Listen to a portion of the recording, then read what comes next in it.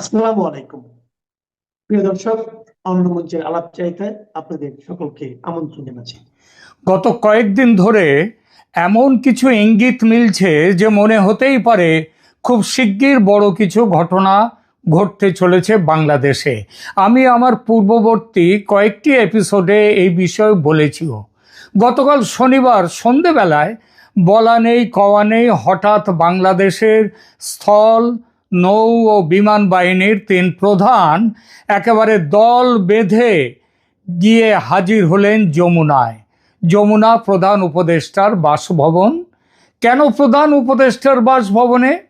মিডিয়াকে প্রধান উপদেষ্টার প্রেস সচিব জানিয়েছেন যে ইউনূস কোনো ডাক দেননি, বাহিনী প্রধানরা নিজেরা দেখা করতে চেয়েছিলেন, তাই এসেছিলেন। কেন দেখা করতে চাওয়া? বাংলাদেশের মিডিয়া জানাচ্ছে আগামী নির্বাচনে সুরক্ষার ব্যবস্থায় বাহিনীর ভূমিকা কেমন হবে সেটা ঠিক করতেই নাকি যাওয়া। এই বক্তব্য যে আসলে শাক দিয়ে মাছ ঢাকতে যাওয়ার ব্যর্থ প্রচেষ্টা সেটা না বললেও বোঝা যায়।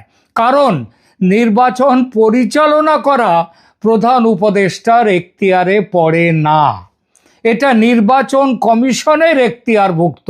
যার বিয়ে তার খোঁজ নেই, পাড়াপড়শির ঘুম নেই, এমনটা হয়ে গেল না। বাহিনী প্রধানদের ডাকলো না কেউ, অথচ তারা গেল আগ বাড়িয়ে কথা বলতে নির্বাচন নিয়ে, তাও কার সঙ্গে? প্রধান উপদেষ্টার সঙ্গে, যিনি কিনা এখনও চেষ্টা চালিয়ে যাচ্ছেন গণভোটের ধুয়ো তুলে সংসদ নির্বাচনকে আরও পিছনে ঠেলে দিতে। 5 বছর, 10 বছর, 50 বছরও অনেকে নাকি চাইছে দেশে মোহাম্মদ ইউনূস ক্ষমতায় থাকুন।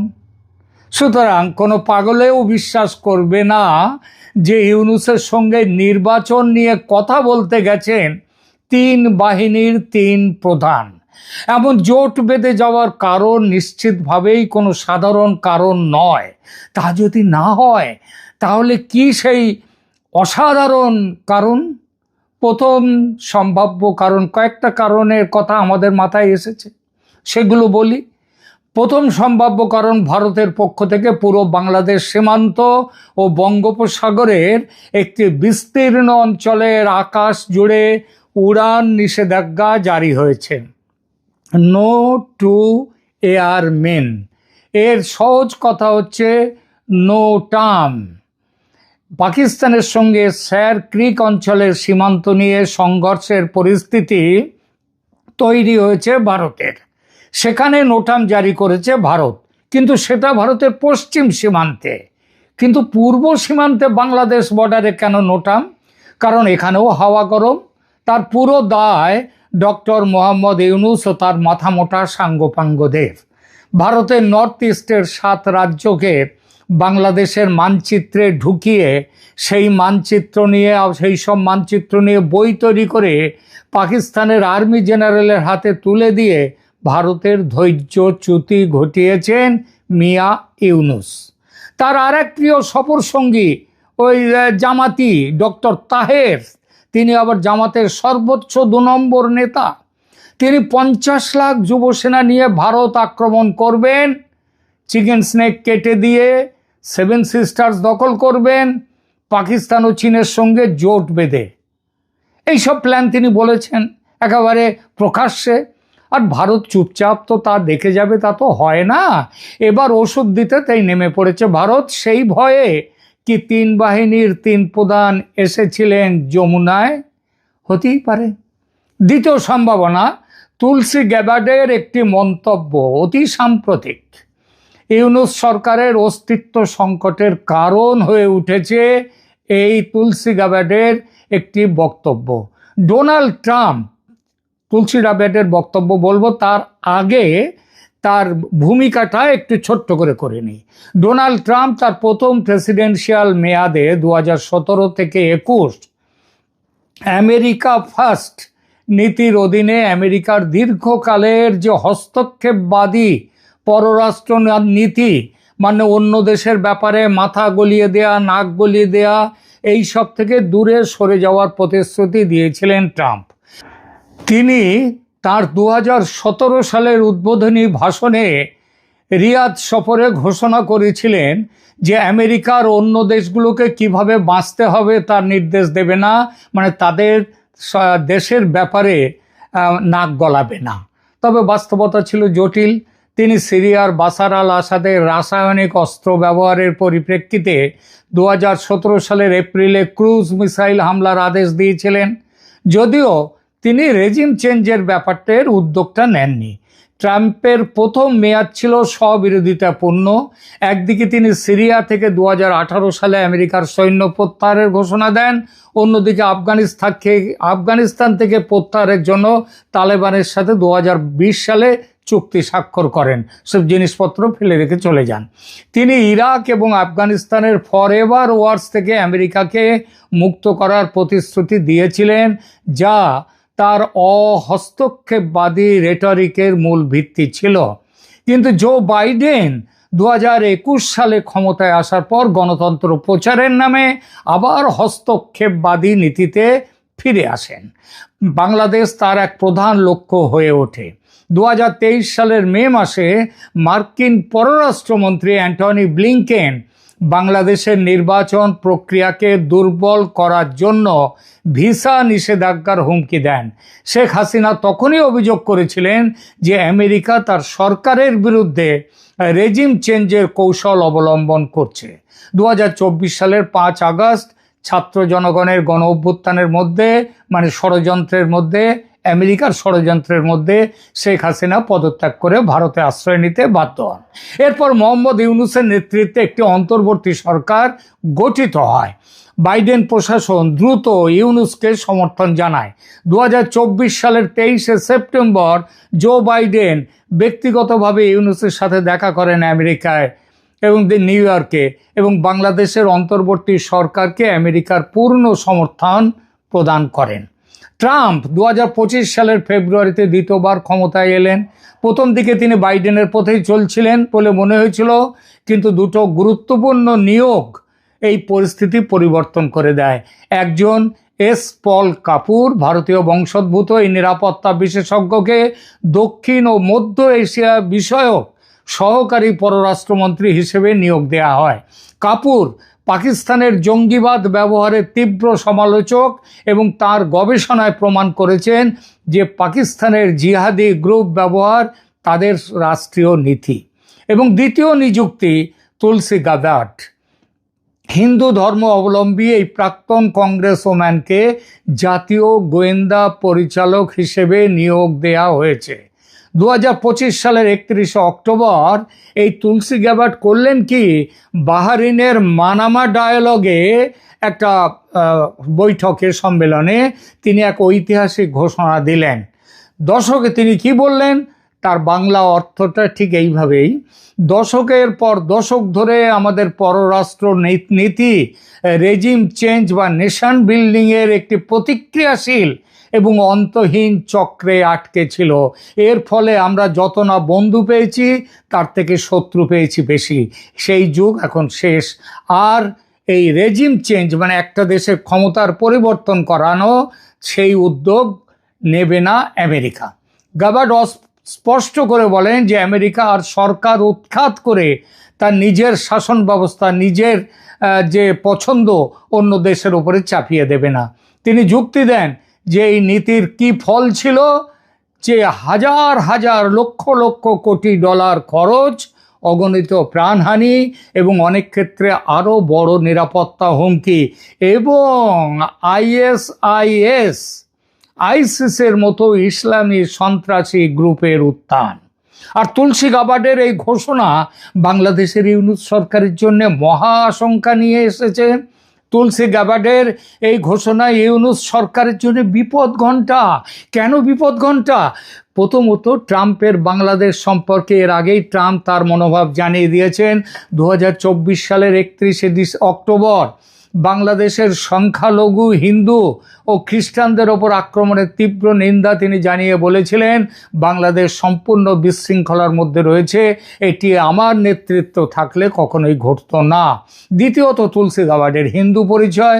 গাবার্ড নিজে একজন হিন্দু এবং ভগবান কৃষ্ণের ভক্ত। বাংলাদেশে ইসকন মন্দিরে হামলা এবং র্যাডিক্যাল ইসলামিস্টদের দাবি যে ইসকনকে নিষিদ্ধ করা হোক, এটা তুলসী গাবার্ড খুব ভালোভাবে দেখেছেন।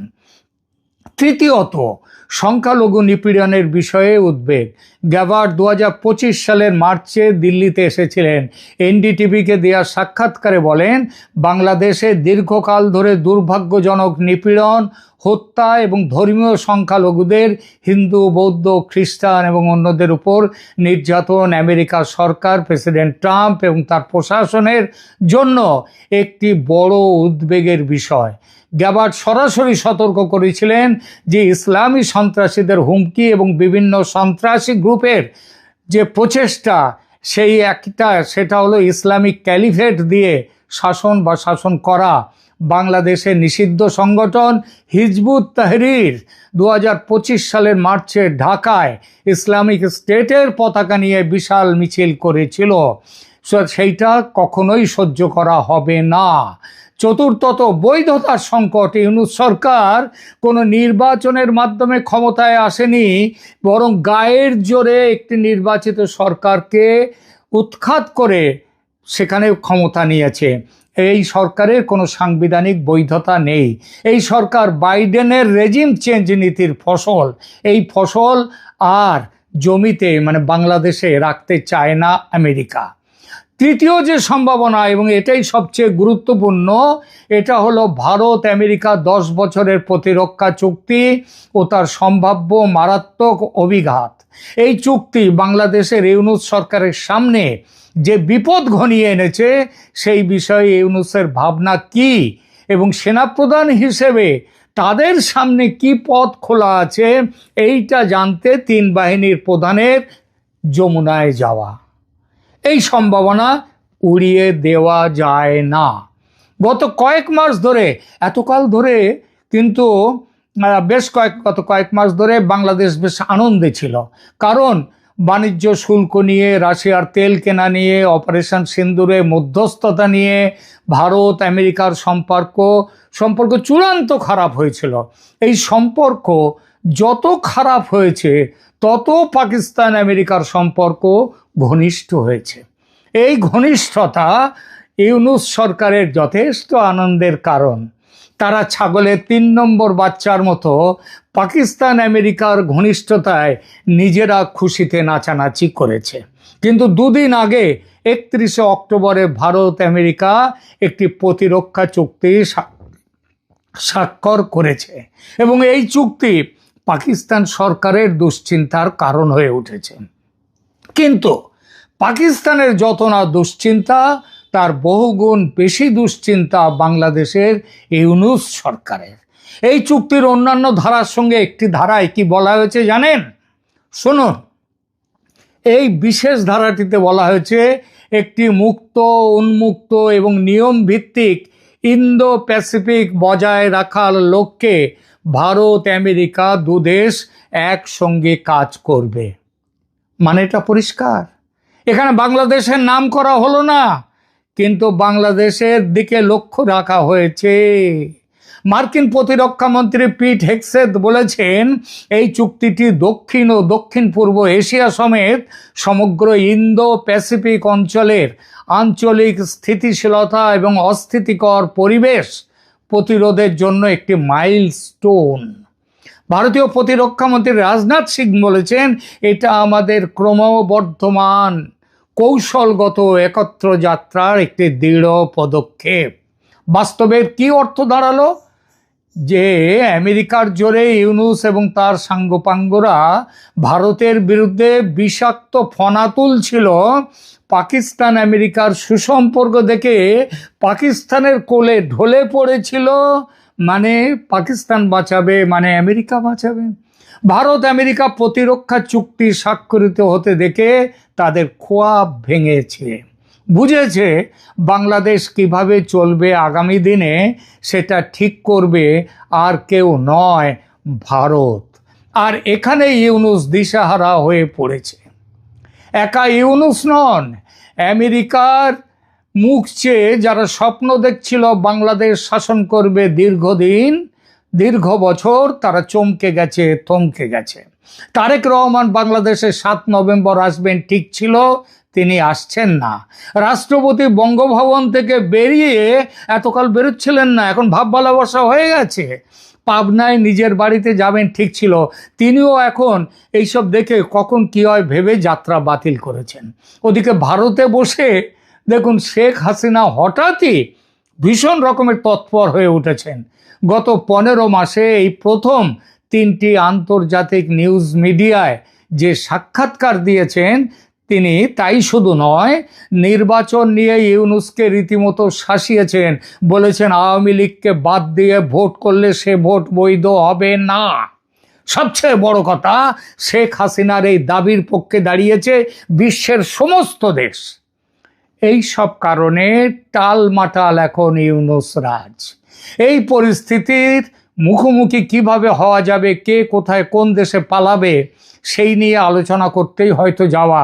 কারণ 3 বাহিনীর প্রধান তারাও শেখ হাসিনা ফিরে এলে তাদেরও যে বিচার হবে এটাও কিন্তু ধরে নেওয়া চায়।